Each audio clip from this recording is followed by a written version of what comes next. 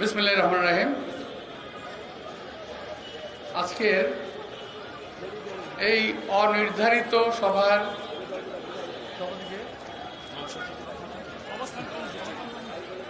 অনির্ধারিত অবস্থান কর্মসূচি সভার সভাপতি, আসলে আমি জানতাম না, সত্যি কথা বলতে এখানে সভা হবে এটা আমি জানতাম না।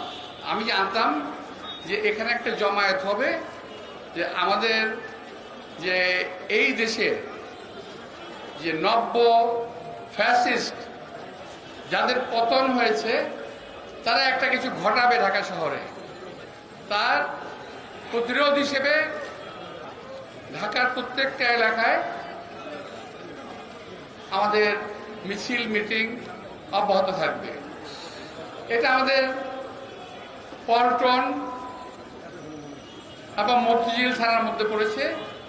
আমি জানতাম যে এরকম একটা সমাবেশ এই কারণে হচ্ছে, তো আমি আসলে জানতামই না। এটার জন্য আগে বলে রাখছি যে এটাকে আমি বলবো অনির্ধারিত সভা, কিন্তু এ ছিল অবস্থান কর্মসূচি। প্রিয় ভাইরা, আমরা তো এখানে এ যাবৎকাল বহু সভায় বক্তব্য রেখেছি, বহু, একটা দূরে না, গত 17 বছরে বহু সভা করেছি। আওয়ামী লীগের বিরুদ্ধে কথা বলেছি, পতনের কথা বলেছি, অনেক কথা বলেছি। আমি আজকে আরেকটা কথা বলতে চাই। কথাটা হলো, এই স্বৈরাচারী সরকার এবং তার দোসররা, এই তোমরা কি শুরু করলা রে ভাই? এই স্বৈরাচারী সরকার এবং তার দোসর কিছু ব্যবসায়িক শ্রেণী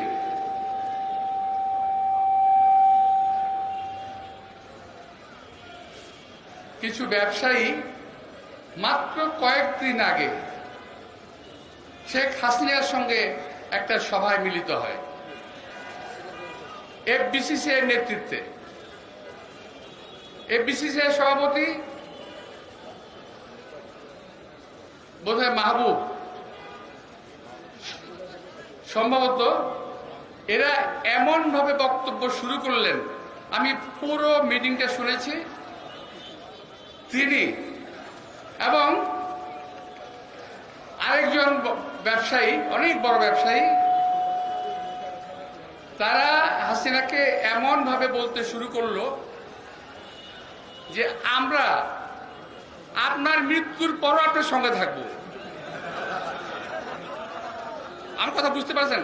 আপনার টেলিভিশন খুলে দেখবেন যে আমৃত্যু থাকবো, মৃত্যুর পরেও আপনার পাশে থাকবো, আপনার সঙ্গে থাকবো, এবং আপনার ক্ষমতায় টিকে থাকার জন্য যা করা দরকার আমরা তাই করব।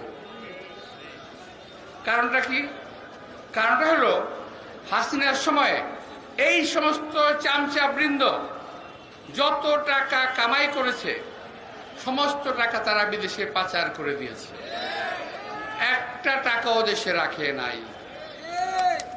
খুব সাম্প্রতিক একটা ঘটনা আমি জানি, খুব সাম্প্রতিক একটা প্রতিষ্ঠান ছিল না আপনাদের এই দেশে, সবাই জানতেন যে সরকারি প্রতিষ্ঠান, আসলে সরকারি প্রতিষ্ঠান না, ওই যে নগদ একটা বাটপাড়ি প্রতিষ্ঠান। আমি সরকারকে অনুরোধ জানাবো, এই প্রতিষ্ঠানটির কর্মকর্তা, কর্মচারী, উদ্যোক্তা যারা আছে তাদেরকে অবিলম্বে গ্রেফতার করে আইনের আওতায় আনা হোক। এরা এত টাকা অতি স্বল্প সময়ে বিদেশে পাচার করেছে যা আপনাদের হিসাবের বাইরে। আমি আজকে তাদের একটা নোটশিট পড়লাম, আমি আশ্চর্য হয়ে গেলাম যে বাংলাদেশ সরকারের কিংবা ওই যে পোস্ট অফিসের লোগো ব্যবহার করেছে, এই পোস্ট অফিসের লোগোর কোনো ওদের কোনো নাই, দায়িত্ব নাই। পোস্ট অফিস বলেছে এটা আমাদের লোগো ঠিকই, কিন্তু এদের সঙ্গে আমাদের কোনো সম্পৃক্ততা নাই। তাহলে শেয়ার বাংলাদেশে কোথায় গেল? টাকা সমস্ত বিদেশে পাচার হয়ে গেছে। এটা হলো একটা সিম্পল, আরো অনেক আছে। এইভাবে বহু লোক চামচাগিরি করে শেখ হাসিনাকে টিকিয়ে রাখার চেষ্টা করেছে। তাইলে তাদের কথা মতো বোঝা যাচ্ছে, এই যে সরকারের হত্যাকাণ্ড, এই যে আকাশ থেকে গুলি করে, এই যে স্নাইপার দিয়ে গুলি করে মানুষকে হত্যা করা, এদের পিছনে এই সকল ব্যবসায়ীদের হাত আছে। সকল ব্যবসায়ীদের টাকা এদের সঙ্গে হাতে আছে। সুতরাং বেছে বেছে দেখে দেখে ওদেরকে ব্যবস্থা করতে হবে।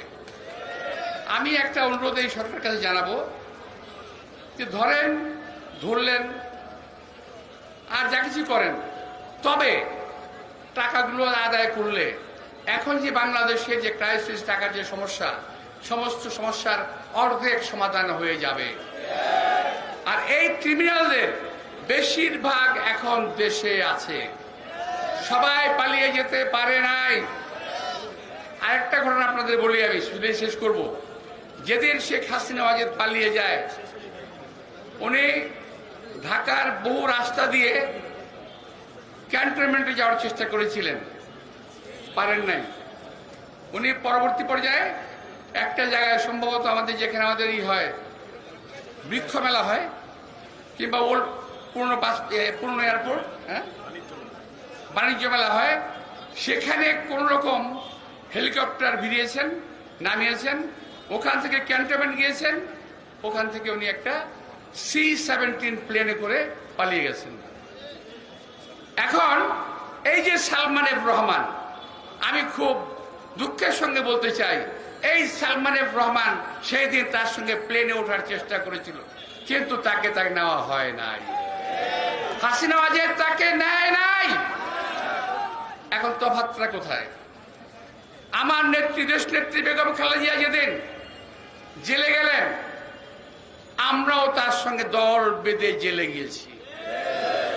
11টার সময় আমাদেরকে গ্রেপ্তার করা হয়েছে, আমরা পালিয়ে যাই নাই। দেশ নেত্রী বেগম খালেদা জিয়া গ্রেপ্তার করা হয়েছে, তিনি পালিয়ে যান নাই।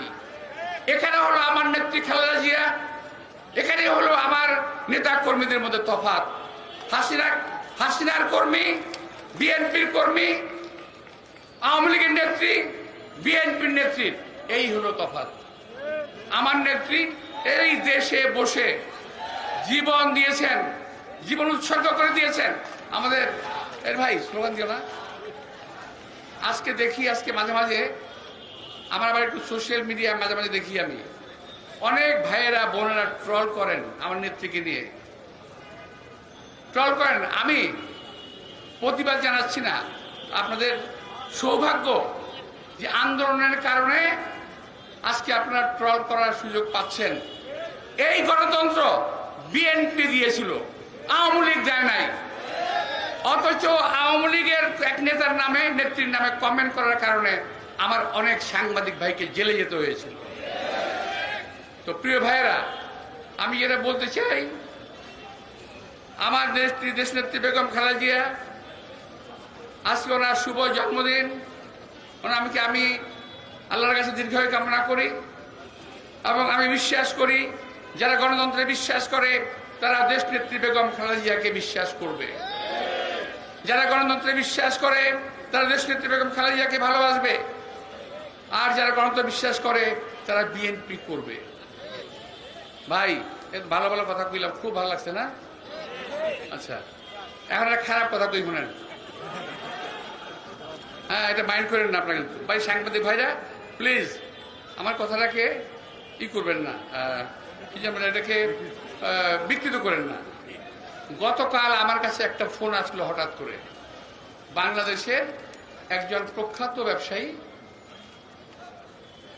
এবং সেই ব্যবসায়ীটা একটা হিন্দু ব্যবসায়ী। হঠাৎ করে আমার কাছে ফোন করছে, ফোন করে বলল যে ভাই, আমার কাছে 10-12টা ছেলে আসছে, চাঁদা যাচ্ছে আমার কাছে। তা আমি বললাম কত টাকা চাইছে? বলে 50 লাখ। আমি বললাম যে ফোনটা একটু দাও তো ওর কাছে, তোমরা একটু ফোনটা দেন। ফোনটা যখন দিল, যাকে ফোনটা দিল সে আমাকে একটা ধমক দিল, এই মেয়ে আপনাকে, আমাদের ধমক দিল, বুঝেন অবস্থাটা, এই মেয়ে আপনাকে। আমি বললাম যে আরে ভাই, আমার কথাটা শুনো, তুমি নাম কি, তোমার পরিচয় কি? সে নাম বলে না, পরিচয় বলে না। আমি খুব আশ্চর্য হয়ে গেলাম। তখন আমার ওই যে ব্যবসায়ীটা বলে দিল, এটা কিন্তু মির্জা আব্বাস সাহেব। যেই বলছি মির্জা আব্বাস সাহেব, ফোনটা কেটে দিল। ফোন কেটে দিয়ে ওদেরকে জিম্মি করলো। করার পরে আমি বাধ্য হয়ে তখন আমি আমার ছাত্র দলের কিছু ভাই ছিল আমাদের, ওদেরকে আমি খবর দিলাম যে ওই ব্যবসায়িক প্রতিষ্ঠানে যাও, কারা আছে একটু দেখো। গিয়ে দেখে যে ওরা 1 ঘন্টা সময় দিয়ে চলে গেছে, 1 ঘন্টা পরে আসবে। এরা কিন্তু ছাত্রদল, যুবদল, বিএনপি কেউ না, কিন্তু পক্ষান্তর দোষ কিন্তু পরে আমাদের। প্রিয় ভাইয়েরা, আমি আর বলছি, শেষ করি না, আমি শেষ করে দিই। এরপর 1 ঘন্টা পর তারা আবার আসছে, আমাকে তারা আবার ফোন করলো। তারা আমি বললাম যে আপনারা কাজ করেন, সবগুলো ফোন এক হাতে না রেখে বিভিন্ন হাতে রাখেন, যাতে ফোন সুইচ করলেও আমাকে জানাতে পারেন। আমাকে জানানোর পর আমি বললাম যে আপনারা কাজ করেন, এখন নিচে বেরিয়ে যান, কোলাপসিবল গেটটা বন্ধ করে দেন, একদম বন্ধ করে দেন, কেউ যেন বেরোতে না পারে। তাদেরকে আমি আটকানোর ব্যবস্থা করতে বললাম। এটা টের পেয়ে ওদের মধ্যে বেশ কিছু লোক ভেগে চলে গেল। 2 জন আটকা বলল। আমি পুলিশকে ফোন করলাম। এখানে আমরা জানে, এটা বকুল জানে ঘটনাটা। তো আমি পুলিশকে ফোন করলাম, পুলিশ আসলো, আমাকে জিজ্ঞেস করলো স্যার কী করবো। আমি ধরেন, পিটান, নাম পরিচয় জিজ্ঞেস করার কোনো প্রয়োজন নাই, এদেরকে ধরেন, পিটান, নিয়ে যান। তারপর নিয়ে গেল, গিয়ে দেখা গেল এরা কেউ বিএনপি, যুবদল, ছাত্রদল কারোর সঙ্গে সম্পৃক্ত নয়। এখন ওই ছেলে দুটা জেলে আছে, পুলিশ কাস্টডিতে আছে, এটা আপনারা খোঁজ নিয়ে দেখতে পারেন। এই কারণে বলছি, প্রিয় ভাইয়েরা, তোমরা যদি নিজের মান, ইজ্জত, সম্মান বাঁচাতে চাও, তাহলে এই বহিরাগত যে বদমাইশগুলো আছে এদেরকে রাস্তাঘাটে, যেখানে তোমরা এদেরকে চিনবা, জানবা, দেখবা, এদেরকে প্রোটেক্ট করো, এদেরকে ঠেকাও। এদেরকে এই সমস্ত ছিনতাই, চুরি, সমস্ত বদনাম আজকাল অনেক জায়গায় দেখি বিএনপির নামে আসতেছে, যে বিএনপি খাইতেছে। কোথায়? বিএনপি তো কাউকে টাচ করেনি, আমরা তো পাহারা দিছি ভাই। আমি পাহারা দিছি, নিজে লিফলেট ছাপিয়েছি, পোস্টার ছাপিয়েছি, ফোন নাম্বার দিয়েছি, লোক লাগিয়েছি, যাতে কিছু না হতে পারে। কিন্তু তারপরে বলবো যে যদি কেউ থাকেন সাবধান হয়ে যান, এবং সবাইকে বলেন যে এগুলো পাহাড়ে এই সমস্ত অপকর্ম যারা করবে, আমি সবাইকে বলতেছি, সাংবাদিকদের বলতেছি, যদি আপনারা খবর পান, দয়া করে আমাকে একটু জানাবেন। সে যেই হোক আমাকে একটু জানাবেন, বিএনপিকে জানাবেন। তা আমি আজকে দেশনেত্রী বেগম খালেদা জিয়ার জন্মদিন খবর, তাকে যে শুভেচ্ছা জানাচ্ছি, দীর্ঘায়ু কামনা করছি। আমাদের অনেক কামনা ছিল দেশনেত্রী বেগম খালেদা জিয়াকে একেবারে একটু মুক্ত অবস্থায় দেখতে চাই। আমরা দেশনেত্রী খালেদা জিয়াকে মুক্ত অবস্থা দেখেছি, আমাদের চাওয়ার আর কিছু নাই এখন। প্রিয় ভাইরা, আন্দোলন শেষ হয়ে যায় নাই, এটা কথা মনে রাখেন। আমি আপনাদের যা দেখি একজনের অবস্থা, মানে এত আনন্দে আছেন, আন্দোলন শেষ হয়ে যায় নাই। এই দেশের স্বাধীনতা, সার্বভৌমত্ব, এই দেশের গণতন্ত্র রক্ষার জন্য আমরা 17 বছর আন্দোলন করেছি। মনে রাখবেন, এর জন্য বোধহয় আমাদেরকে আরো কিছুদিন পরিশ্রম করতে হবে, কষ্ট করতে হবে। এটা একটু মাথায় রাখবেন, নিজের দল সুসংগঠিত রাখবেন, সুন্দর রাখবেন, সুশৃঙ্খল রাখবেন। সবাইকে শুভেচ্ছা, ধন্যবাদ, আল্লাহ হাফেজ।